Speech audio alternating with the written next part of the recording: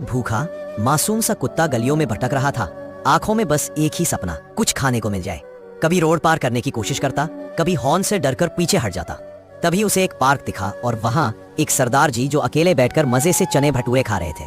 कुत्ता धीरे धीरे पास गया, मासूम आंखों से देखा, जैसे कह रहा हो, पाजी दिल दिखाओ, खाना खिलाओ। सरदार जी मुस्कुराए और बोले, ओए पगले, भूखा है क्या? चल आधा भटूरा तेरे लिए। जैसे ही उन्होंने भटूरा नीचे रखा, कुत्ता झपटा नहीं, सीधे उठाया और भाग गया। पीछे से सरदार जी चिल्लाए, ओए कम से कम थैंक्स तो बोल देता। और वही दूर पेड़ के नीचे बैठा वो कुत्ता बड़े मजे से भटूरा खा रहा था, जैसे कह रहा हो, भूखा था लेकिन स्मार्ट भी। Don't forget to like and subscribe.